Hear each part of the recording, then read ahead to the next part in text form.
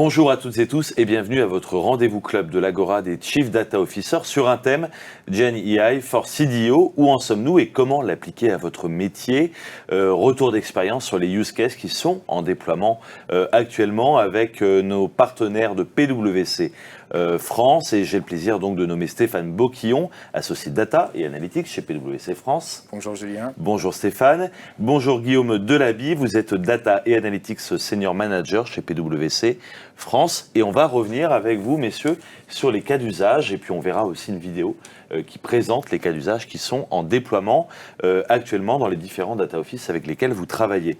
Alors d'abord, est-ce que vous pouvez nous donner finalement votre définition de la Gen AI?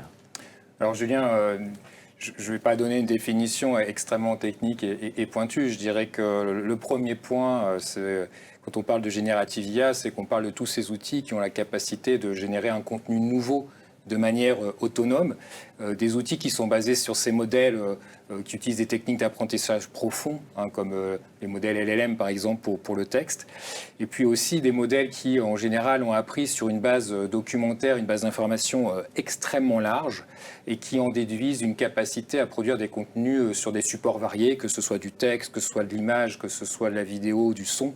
Ils sont capables de générer tous ces contenus, et ils le génèrent en général par interaction avec ces fameux prompts qui vont permettre de guider finalement la génération de contenu de ces solutions. Alors souvent dans les entreprises, quand on parle d'IA, il y a aussi une grande crainte qui peut être la destruction des emplois. Comment vous le percevez aujourd'hui dans les entreprises dans lesquelles vous travaillez? C'est-à-dire, est-ce que les métiers viennent plutôt dire nous aussi on veut implanter de l'IA? Est-ce qu'il y a plutôt une crainte? Est-ce que c'est le Chief Data Officer qui dit on va partir comme ça et puis les employés ont peur? Comment vous le vivez? Alors il y a beaucoup de questions là, Julien, dans cette question. Je dirais qu'on est face à une solution, à des outils qui sont transformants, et comme à chaque fois dans l'innovation et dans la transformation, on va avoir tout type de réaction. On peut avoir de l'enthousiasme, on peut avoir de l'anxiété, on va avoir toute la gamme, je dirais, dans les organisations. Pour les métiers, on voit beaucoup d'organisations où les métiers ont été les premiers à aller chercher finalement les gains de productivité, de créativité qu'ils peuvent avoir grâce à ces outils. Donc on a vraiment, je dirais, une démarche des métiers qui a été forte. Concernant finalement l'anxiété, ou en tout cas la partie transformante, je dirais, on peut scinder les catégories d'utilisation en trois. Le premier cas d'utilisation, je dirais que c'est ce qu'on appelle parfois le collaborateur augmenté. Et là, on va parler de l'utilisation de la générative IA sur toutes ces tâches quotidiennes dans lesquelles il va retrouver cet outil, parfois embarqué directement dans les solutions qu'il utilise. Alors, on peut parler de solutions de Gen AI qui sont embarquées par exemple dans des outils bureautiques et qui vont accélérer la création d'un support de présentation ou de texte. Ensuite, on va avoir la générative IA qui va venir améliorer les processus d'entreprise. Et là, on parle de tous les processus, qu'on soit sur du processus de vente, du processus marketing, sur la supply chain, où finalement l'apport de la générative IA, ça va être d'accélérer, d'améliorer les performances, d'améliorer la qualité. Sur ce deuxième cas d'utilisation, on voit qu'on est déjà sur les processus métiers, qu'on va utiliser finalement un outil extrêmement puissant. Et donc, comme à chaque fois, quand on arrive sur ces problématiques, on va avoir besoin d'une donnée qui soit disponible, qui soit maîtrisée, qui soit de bonne qualité. Et on voit déjà que le Chief Data Officer arrive. Puis après, le troisième cas d'utilisation qui pourrait nous intéresser fortement ce soir, c'est justement l'utilisation pour un Data Office de ces outils-là, sur tous les pans finalement de ces activités, qui soient de la stratégie, de la gouvernance, de la qualité, etc. Et donc, je dirais que pour répondre à une autre question que tu as posée sur est-ce que les Chief Data Officers sont finalement les moteurs, et bien dans les organisations, ce n'est pas toujours le cas. Souvent les métiers sont demandeurs, souvent les métiers sont partis déjà sur les outils. En revanche, le Chief Data Officer a un rôle en fonction de son organisation d'avoir une gouvernance des données qui permette l'utilisation de ces outils, et après même, on pourra le voir, d'avoir une bonne gouvernance de ces outils en eux-mêmes pour que l'utilisation en soit pérenne dans l'organisation. Quelle appétence il y a aujourd'hui justement chez les Chief Data Officers? Alors, on a vu les différentes configurations, mais on sait que vous travaillez beaucoup sur ces sujets-là. Vous l'utilisez aussi en interne, je crois, chez PwC. Quelle est l'appétence des Chief Data Officers sur ces sujets? Je pense qu'aujourd'hui, il n'y a pas de Chief Data Officer qui regarde le sujet de loin en se sentant non concerné. Donc tous les data office savent que c'est un sujet important, un sujet sur lequel ils devront être présents. Là, je dirais que ça dépend vraiment des organisations avec lesquelles on travaille. Comme je le disais, on a quand même beaucoup d'initiatives qui sont venues des métiers, beaucoup de demandes qui viennent des métiers, et c'est normal. Et on a souvent des data office qui finalement se mettent en action pour répondre à ces demandes métiers et qui ne sont pas forcément précurseurs. En revanche, quand on va traiter d'un certain nombre de sujets de mise en gouvernance et de maîtrise de ces outils, on le verra peut-être plus tard, là évidemment le Chief Data Officer reprend un rôle plus central, surtout s'il a déjà dans son périmètre tous les sujets de data science, qui est le cas d'un certain nombre de data office. Guillaume, justement, est-ce que tous les data office sont concernés, quel que soit le secteur d'activité ? Ils sont tous concernés. Après, comme le dit Stéphane, ça dépend évidemment de leur niveau de maturité pour ce qui concerne le niveau de déploiement en fait de ces use cases, mais ils sont tous concernés, oui. Ouais. Alors, est-ce qu'il y a justement des prérequis? Est-ce qu'il y a un niveau de maturité nécessaire avant d'attaquer un projet de ce type-là? Alors, il y a effectivement des prérequis. Après, par définition, ça reste des solutions qui sont récentes. Donc, il n'est jamais trop tard pour se lancer. Les prérequis, on peut en citer 5 catégories. La première, c'est d'avoir un souci d'alignement de ce que ces use cases d'IA générative vont apporter à la stratégie de l'organisation. Donc ça suppose un alignement avec les priorités métiers de l'entreprise. Un deuxième élément, c'est d'avoir une grille de sélection de use case pour s'assurer qu'on ne part pas le nez dans le guidon avec n'importe quelle typologie de use case, mais qu'on a bien une notion de gain associé. Alors ça peut être des gains top line, ça peut être des gains en efficacité, ça peut être des gains en termes de conformité, ça peut être des gains pour l'expérience client, pour l'expérience des employés, mais il faut avoir vraiment une notion très claire de ROI sur ce qui va être entrepris. Et qui dit ROI dit aussi d'avoir de mettre en regard les gains avec le coût et la faisabilité, parce qu'il y a des coûts qui sont parfois sous-estimés et qui ne sont pas négligeables sur la mise en place de ces solutions, que ce soit les coûts technologiques, les coûts de conduite du changement, de formation. Donc il y a ce deuxième point sur la sélection des use cases. Un troisième élément, on vient de l'évoquer un peu, de le survoler, c'est la conduite du changement. Pour que ces solutions ne restent pas expérimentales ou des tentatives technologiques, mais qu'elles passent vraiment à l'échelle. Il y a la notion d'upskilling, en fait, de formation à large échelle, en fait, des personnes qui vont être bénéficiaires de ces solutions. Donc avoir des plans de communication, de formation adaptés. Bien sûr, et tout ce qui est autour du projet qui va aussi demander des prérequis en interne. Exactement. Et puis deux autres volets. L'un que Stéphane a mentionné, c'est la gouvernance. Il y a des enjeux forts de protection des données personnelles, de compliance de plus en plus avec les réglementations, les AI Act en Europe ou d'autres qui demandent du contrôle sur la manière dont sont gérés ces algorithmes et leurs résultats et les données qui sont sous-jacentes qui sont traitées. La qualité de données, ça c'est extrêmement important. On se concentre souvent sur la partie super émergée de l'iceberg, mais avoir des données de qualité pour que l'IA générative puisse produire des résultats, ça c'est le travail de fond qui est attendu des CDO, de leurs équipes. Ça reste capital dans la production de valeur par l'IA générative. Et le dernier pilier, c'est un pilier technologique. Il faut évidemment, tout le monde connaît les solutions grand public, mais il faut une infrastructure, que ce soit chez les hyperscalers où il y a des solutions en France comme Mistral AI par exemple, mais il faut avoir un environnement qui permette de déployer à l'échelle les solutions d'IA générative. Et alors justement, dès le début, vous arrivez à rattacher ces projets-là au business, parce qu'on sait, c'est toujours la grande question. Quand des Chief Data Officers commencent un projet, c'est toujours la grande question. Est-ce que je peux le rattacher au business, et auquel cas c'est beaucoup plus facile à justifier? Alors, je l'ai dit tout à l'heure, en fait, le business vient déjà avec ses propres use cases. Guillaume l'a souligné, il y a un besoin de gouvernance pour ne pas partir bille en tête, pour ne pas avoir des initiatives qui soient finalement déconnectées ou incohérentes les unes avec les autres. Donc il y a besoin de ce sujet de gouvernance. Donc le rattachement aujourd'hui avec le business, j'ai envie de dire qu'il est apporté par le business lui-même, qui va être en général assez friand de l'utilisation. Et on n'est pas dans le schéma où finalement le Chief Data Officer se retrouve à aller vendre l'opportunité ou le ROI que pourrait avoir cette technologie. On en parle tellement aussi, je dirais, dans le grand public. Il y a la possibilité de tester cet outil de manière simple. C'est une technologie qui, par rapport à d'autres technologies, est complètement accessible. Donc on peut tester la puissance de la générative IA sur son téléphone chez soi, sur des use cases personnels. À partir de ce moment-là, ça va débrider l'imagination des métiers et ça va ouvrir le champ des possibles. Donc aujourd'hui, il n'y a pas besoin, je dirais, de vendre en interne ces use cases. On est plutôt dans une dynamique de structurer, d'organiser, pour éviter finalement qu'il y ait un surcoût qui soit généré et qu'il y ait des initiatives qui soient finalement pas porteuses in fine. On a quelques chiffres dont on parle avec Guillaume, c'est que dans une étude qui a été produite, on voit que les Chief Data Officers, par exemple, imaginent qu'on pourrait avoir jusqu'à 35% de gains de productivité sur leurs propres actions. Mais il y a d'autres études qui le montrent, que si on utilise la Generative AI de manière, je dirais, déconnectée de son champ d'application, on va finalement avoir des pertes aussi de productivité qui peuvent arriver sur tout type de processus.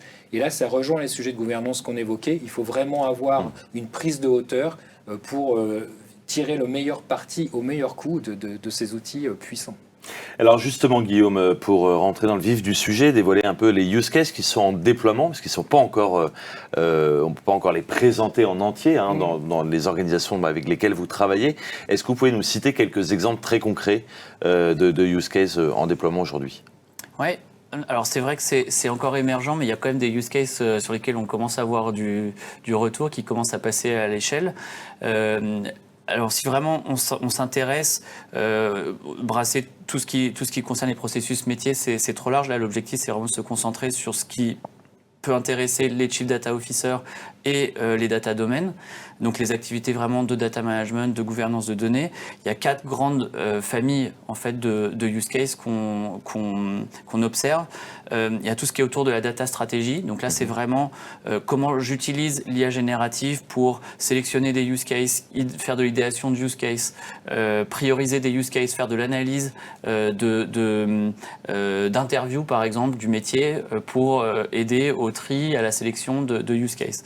Donc très concrètement, on va prendre les interviews du métier, puis on va faire ressortir par bullet point très lisible l'essence même de l'interview. Ensuite, on peut définir des pondérations sur des critères de sélection et puis appliquer ces pondérations aux use cases qui ont été mentionnés pour aider à produire des matrices initiales. Alors tout ça, c'est pour faire on ne confie pas la prise de décision à l'outil, mais on s'appuie sur l'outil pour éclairer la prise de décision et accélérer, le cas échéant, des synthèses et l'analyse de données souvent textuelles, c'est ce qui est quand même la force de l'IA générative. Donc ça, c'est une première famille. Il y a d'autres exemples dans la data stratégie, mais une autre seconde famille, c'est la gouvernance de données.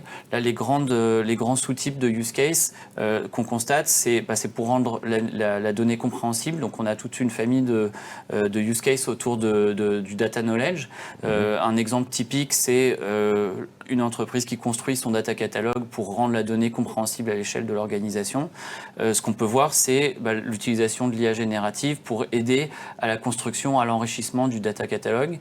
Ça peut être très très riche. On peut enrichir des glossaires métiers, on peut faire de la traduction de contenu dans plusieurs langues, on peut faire de la proposition de règles métiers. Voilà, ça c'est tout ce qui est autour du data catalogue par exemple. Une autre famille, c'est celle qu'on va démontrer aujourd'hui, c'est plutôt autour de la qualité de données. Donc là, toute la chaîne de valeur de la qualité de données en fait peut être aidée par l'IA générative, de l'exploration de la donnée, du data profiling, de la définition de règles, de la détection d'anomalies par rapport à un corpus de règles, des propositions de remédiation, de l'aide à l'outillage aussi. Quand on est peu outillé, en fait, on peut assez facilement avec de l'IA générative créer du code pour refaire l'ensemble de ces activités de remédiation des problèmes de qualité de données. Et puis la remédiation à proprement parler. Donc vraiment toute la chaîne de valeur de la qualité de données. Une autre famille assez intéressante, c'est tout ce qui est autour de la conformité, de la compliance. On a vu chez plusieurs clients, on a mis en place ou vu se développer des use cases, par exemple sur la protection des données personnelles. Donc la capacité d'analyser des jeux de données, d'y détecter des valeurs qui soient ou de la donnée de faire de la classification de données en fait, voilà, donc détecter par exemple dans un système d'information sur un jeu de données des données personnelles qui n'auraient pas forcément été identifiées au niveau du champ, au niveau de la colonne en fait. Parfois on découvre dans des champs de texte libres des données sensibles qui n'avaient pas été forcément identifiées. Et puis, autre catégorie, troisième famille intéressante de use case, c'est autour de la production de données. Là, si on prend par exemple la création de pipeline data, toute la partie création de requêtes SQL, par exemple, typiquement, on peut là les personnes qui développent se rendent compte qu'il y a un intérêt à utiliser l'IA générative, soit pour accélérer la production de code, soit pour faire de l'optimisation de code existant, soit pour documenter du code, parce que souvent les pipelines, par exemple, sont développés, mais il y a une espèce de boîte noire, c'est sous-documenté. L'IA générative peut très bien créer de la documentation à partir de code existant. C'est un exemple parmi d'autres. Quatrième et dernière grande catégorie, c'est la partie data analytics, consommation de la donnée. Là, il y a une partie de ça qui commence à être gérée aussi par les éditeurs. Si on regarde Tableau, ils ont Pulse par exemple, Power BI, Copilot, etc., qui permettent de faire de l'analyse de données dans les dashboards. Mais il y a aussi tout ce qui reste accessible via l'IA générative, que ce soit celle celle de Google, de Microsoft, etc. Pour enrichir des analyses, pour développer des analyses et donc aider sur cette partie consommation de données, création d'analyses. Très bien. Alors, je vous propose peut-être qu'on regarde un peu cette vidéo. Donc, vous pouvez peut-être en dire un mot sur ce que va présenter la vidéo, Guillaume ? Oui, donc là, par rapport à ce que je disais à l'instant sur la partie data quality, ce qu'on a voulu montrer, c'est que par rapport à des missions classiques qu'on peut faire chez nos clients, où on sait qu'il y a des problèmes de qualité dans une base de données, il y a une première phase évidemment de factualisation de ces problèmes de qualité de données, parce que les métiers en général savent ce qui ne va pas dans leur base de données, mais ils n'ont en général pas forcément une vision très quantifiée. Donc la première partie, c'est vraiment factualiser les défauts de qualité dans la base. Ensuite, on établit tout un corpus de règles pour s'assurer que la base va finalement, une fois que les remédiations seront appliquées, va être vraiment conforme à l'ensemble des attentes du métier. Donc il y a cette partie de définition des règles. Par rapport à ce corpus de règles, on va ensuite mesurer les écarts entre ce qui est attendu et ce qui existe réellement dans la base de données, donc faire une détection d'anomalies pour matérialiser ces anomalies. Et dans une dernière phase, remédier à ces défauts de qualité qui ont pu être constatés, soit par de la correction, soit par de la normalisation, soit par de l'enrichissement. Et là, ce qu'on voit très concrètement dans ce use case, des missions qui peuvent être faites soit avec des outils du marché, soit avec du Python de manière un petit peu ad hoc. Ce qu'on s'est dit et qu'on essaie de montrer dans la vidéo, c'est comment ces actions qui sont parfois un peu techniques, parce qu'elles sont entre les mains de data scientists ou data analysts avec des compétences, comment est-ce qu'on peut faciliter un certain nombre de ces tâches avec de l'IA générative. Donc là, ce qu'on voit, c'est comment, par des instructions en langage naturel, on peut faire de l'exploration de données, on peut faire de la définition de règles métiers, comment est-ce qu'on peut faire de l'analyse d'anomalies et de la remédiation. Donc en fait, l'ensemble de cette chaîne de valeur, on montre comment on peut le faire de plus en plus avec des instructions en langage naturel et de façon plus accessible pour les métiers. Merci beaucoup Guillaume Delaby. On va regarder cette vidéo et se quitter sur cette vidéo. Je rappelle que vous êtes Data et Analytics Senior Manager chez PwC France. Merci Stéphane Boquillon, associé Data et Analytics chez PwC France aussi. Merci beaucoup de nous avoir suivis pour ce rendez-vous club de l'Agora des Chief Data Officers et bon visionnage de cette vidéo. Merci, à bientôt.